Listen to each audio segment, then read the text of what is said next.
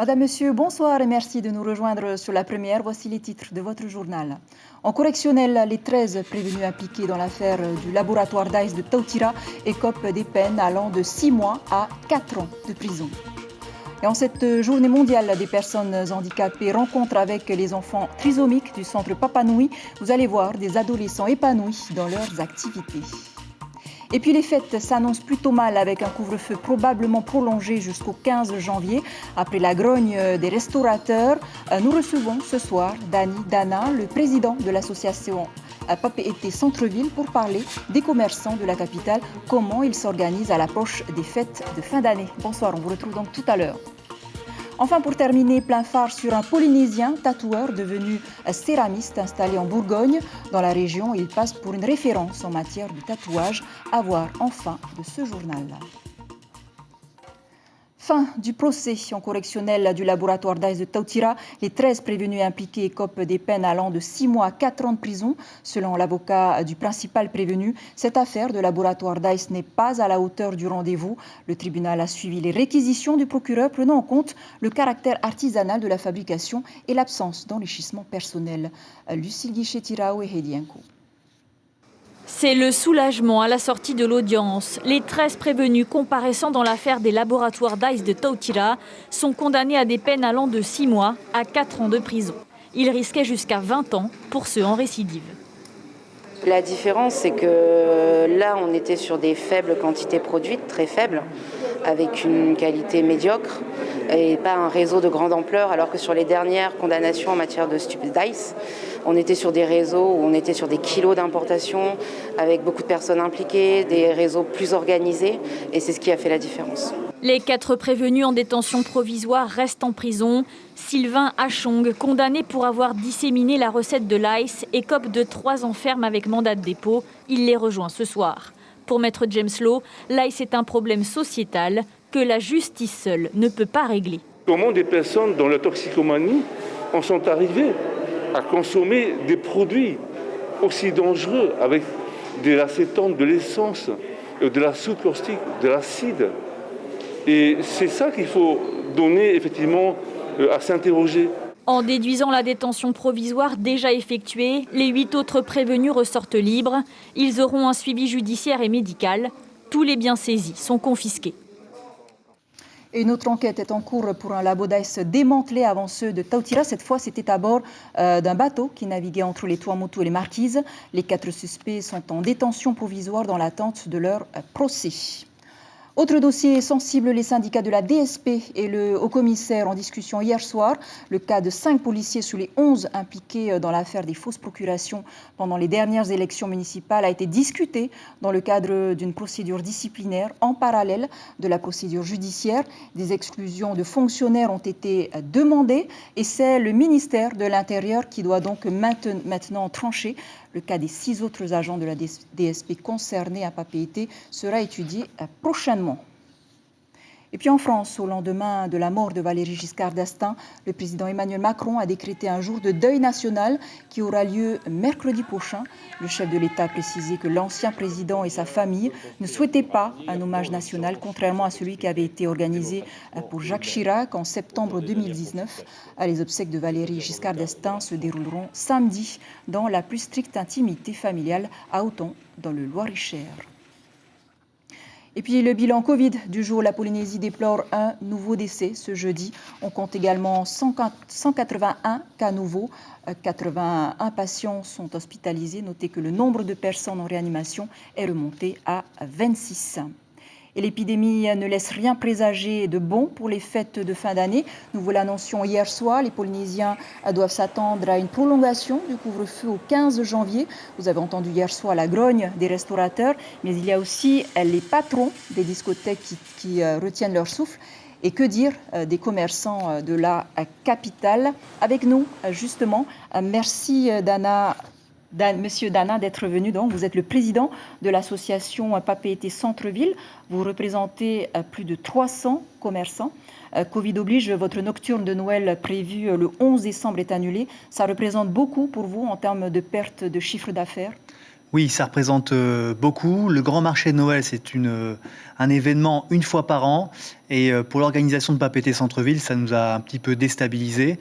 Et on a été un peu déçus d'avoir des avis défavorables. Et évidemment, en termes de chiffre d'affaires et en trafic dans le centre-ville, ça va beaucoup changer, puisqu'on ne pourra pas faire ce grand marché de Noël. Mais nous avons des alternatives, bien sûr. Alors justement, qu'avez-vous prévu pour garder votre clientèle ? Eh bien écoute, on a prévu des alternatives comme je disais. On a prévu donc une nocturne le vendredi 18 décembre jusqu'à 20h. Donc les gens pourront acheter leurs achats de Noël en centre-ville de Papeete.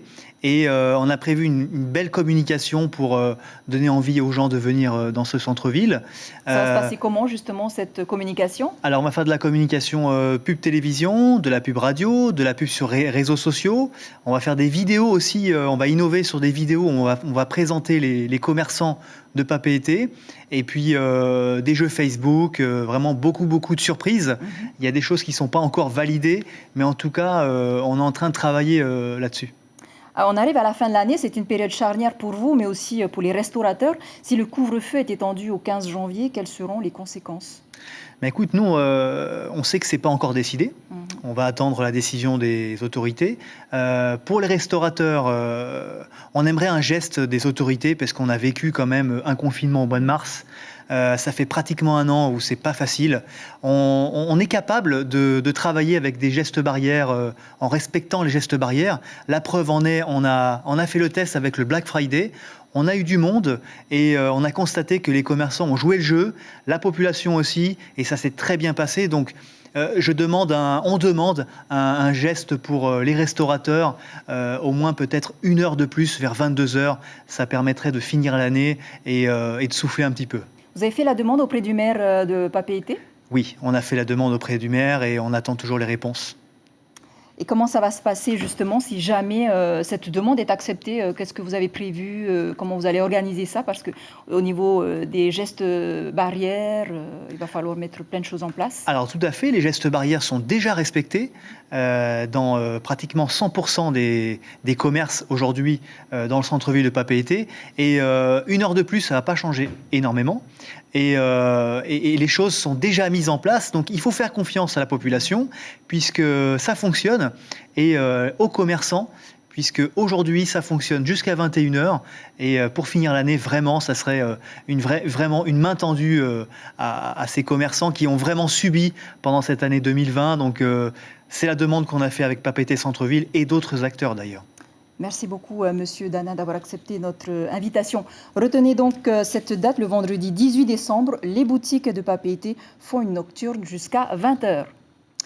Cette fin d'année s'annonce aussi difficile pour les finances du pays à cause du Covid.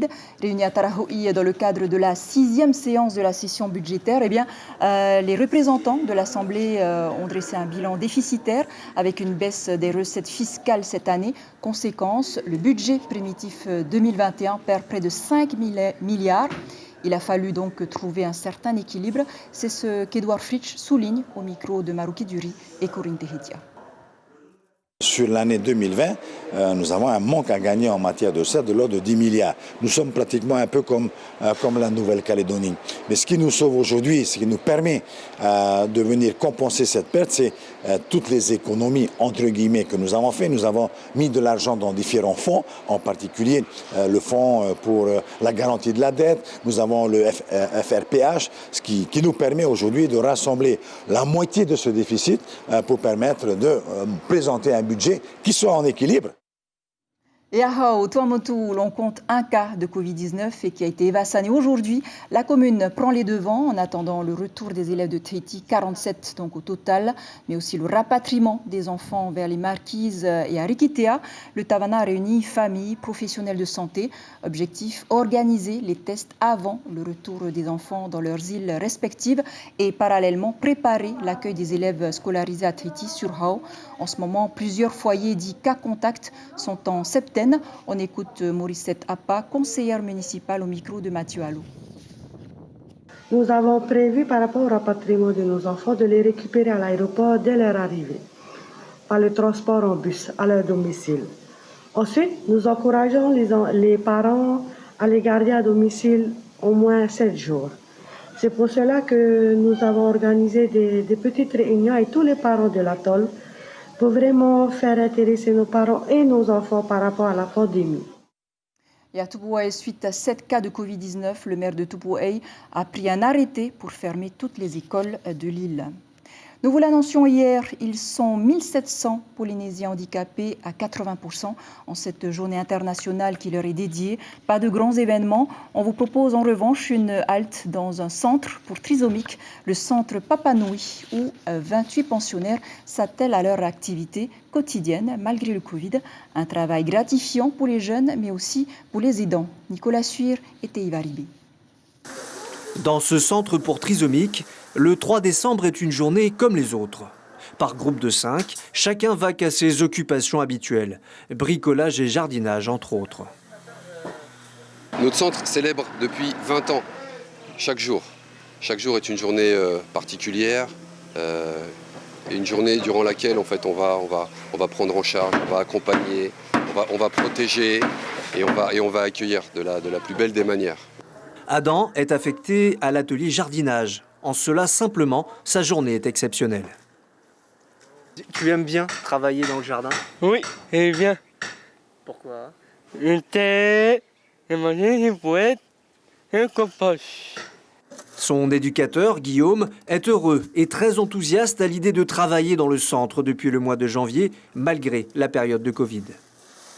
Ils sont toujours volontaires à ce que tu demandes à faire des travaux. Et voilà, ils sont toujours motivés, toujours épanouis, quoi. On dirait que ça te motive toi aussi. Ouais, ça me motive carrément. La seule singularité de la journée est peut-être la venue du père d'un des usagers. Il a pris une journée de congé pour retaper le poulailler. Pour ses réparations, il a reçu de l'aide. Mais c'est assez comique parce que sur ces deux jeunes-là, ils veulent tous être chefs, ils veulent tous prendre le marteau, ils veulent tous prendre le pistolet. Ils vous disent quoi faire? Et ils me disent quoi faire, voilà. Donc je joue le jeu, je laisse faire, et puis après j'active un peu parce qu'il faut quand même avancer dans la journée. L'atelier du bois, créé l'an passé, rencontre un franc succès. Ici, plus de 5 personnes fabriquent des boîtes à bijoux, mangeoires à oiseaux ou encore paniers à suspendre. Une production vendue pour faire un peu d'argent de poche. On fait des décorations et pour aller à la clinique. Okay. Oui. Et vous les vendez?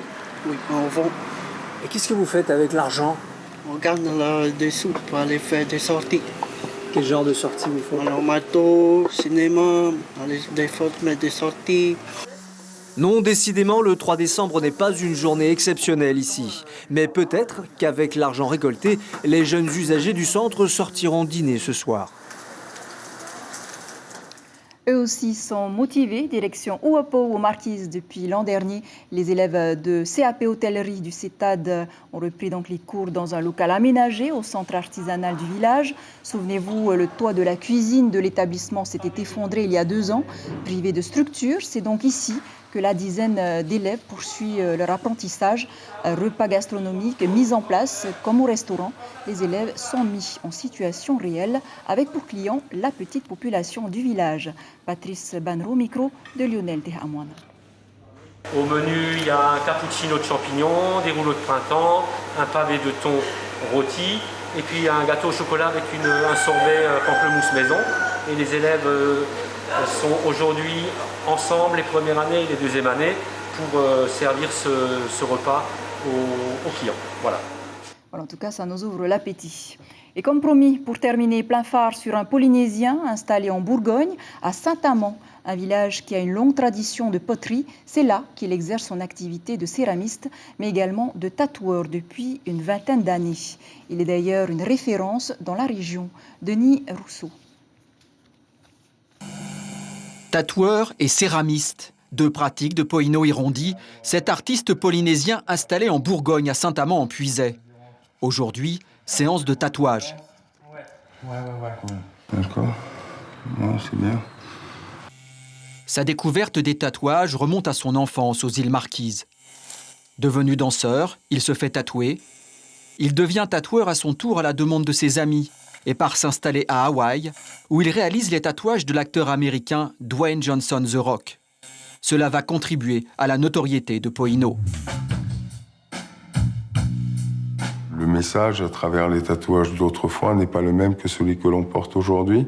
J'essaye, moi, personnellement, de garder les grandes lignes dans leur authenticité, mais j'ai tout à fait conscience que je ne peux pas appliquer le sens sacré du tatouage d'autrefois. L'ensemble dessus, c'est pas trop mal. Il est lisse, il est bien.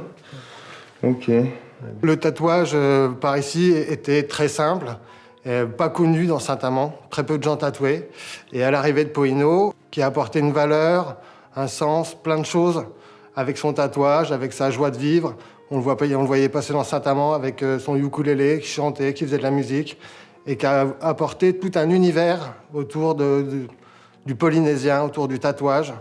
Après une formation à l'école de céramique de Saint-Amand, il s'installe sur cette terre qui a vu passer des générations de potiers et de céramistes et qui ont transmis leur savoir aux nouvelles générations. Ici, les gens ils mettaient des pots dans les fondations des maisons, de la même manière que les Polynésiens avaient des tikis dans leurs maisons pour les protéger, pour amener la bonne fortune et la chance. Direction maintenant l'atelier de céramique situé dans les communs du château de Saint-Amand. C'est le lien entre la Polynésie, l'Europe. Finalement, je ferme la boucle de mon métissage culturel à travers ces pièces-là. Et voilà. Peut-être plus tard, on retrouvera un de mes pots et on dira à cette époque, il s'est passé ça.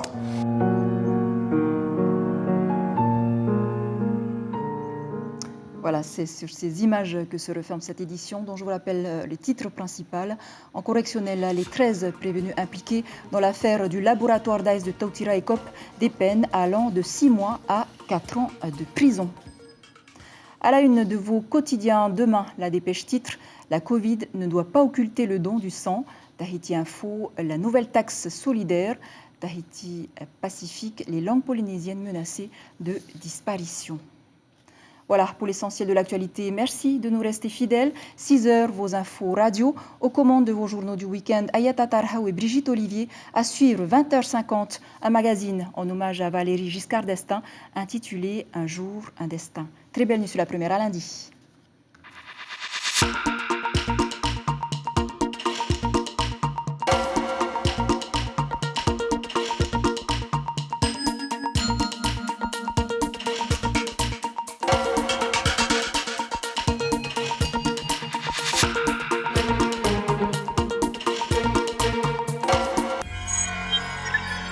Retrouvez ce programme en replay sur notre site internet.